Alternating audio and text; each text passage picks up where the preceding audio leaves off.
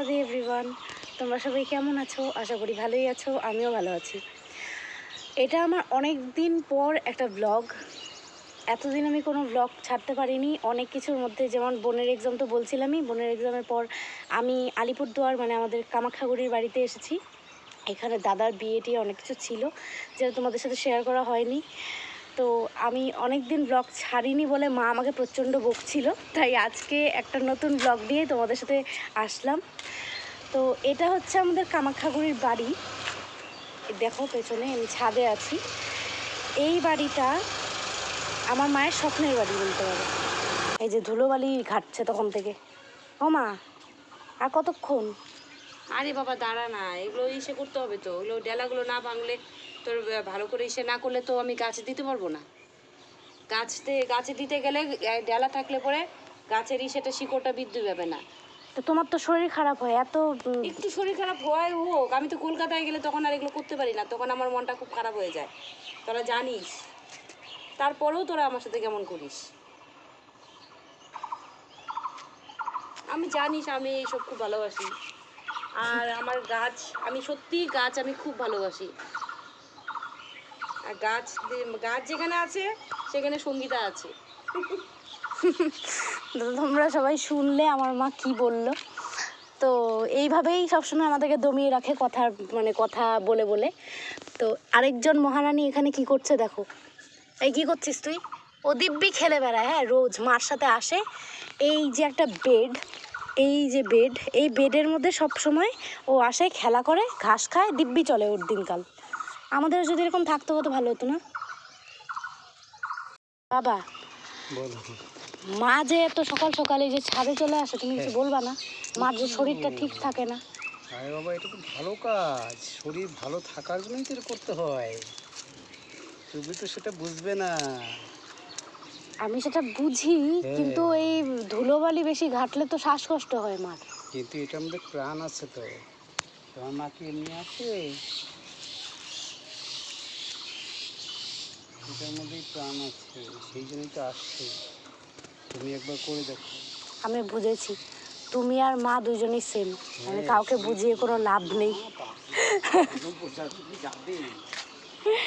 দুজনই একদম সেম। আর এখানে ও মাটি খুঁড়ছে। মাটি খুঁড়ছিস কেন?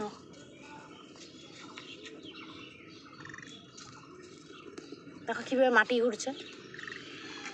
ও কি মাটি খাচ্ছে নাকি রে? জানি না, ও মাটি খোঁড়ে। কি করছে ও?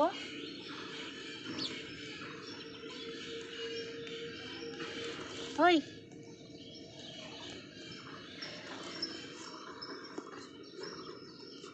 এখন এখানে কি করছো? যে মাটি দিচ্ছি, কালকে গাছটা লাগালাম না, গাছটার মধ্যে কালকে অল্প মাটি দিয়ে চলে গেছিলাম, এখন মাটি দিয়ে দিচ্ছি। গাছটা ভালোভাবে জল দিতে হবে, মানে শুকিয়ে যাবে। আরে এই গাছটার ফুলটা না খুব সুন্দর হয়, জানিস কি নাম? এখন এটা হচ্ছে কি টেকোমা বলে, অরেঞ্জ কালারের ফুলটা হয়। আচ্ছা আচ্ছা, খুব সুন্দর হয় ফুলটা।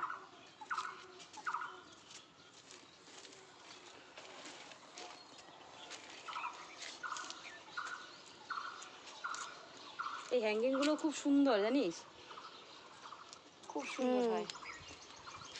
দেখ না, দুটো ফুল ফুটেছে, দেখ দেখ জবা ফুটেছে। গাছটার মধ্যে কিছুই নেই, তবু দুটো জবা ফুটে আছে। পাইপটা তুমি নিয়ে এসছো?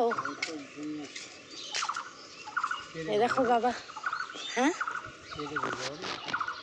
মা দেবে।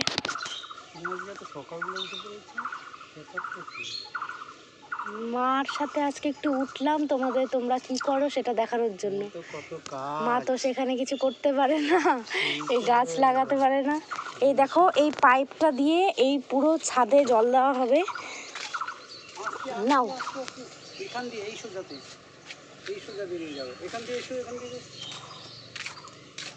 হ্যাঁ, এই সোজা দিয়ে নিয়ে যাবে।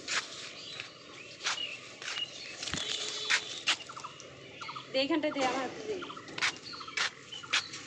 নিচ দিয়ে এটা নিজে সেটা রশিটা নিতে দে। এই দেখো, এই ছোট্ট গাছটায় এই দেখো আম এসছে। এই আমটার নাম কি বলতো? কি? Banana mango. এই আমটার নাম হচ্ছে ব্যানানা ম্যাঙ্গো। এখানে দেখো বেগুন ধরেছে অনেকগুলো বেগুন। ওই গাছটার মধ্যে দেখ এই যে মালটা আছে, ওই গাছটা। এটা হচ্ছে মালটা গাছ। বাবা সাবধানে, ওখানে পড়ে যাবে কিন্তু।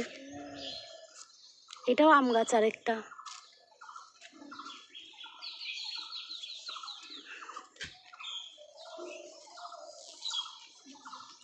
এটা হচ্ছে তেঁতুল গাছ। এটা যেন কি ভুলে গেছি। কালো জাম। এটা হচ্ছে কালো জাম গাছ। আমি এটা ভুলে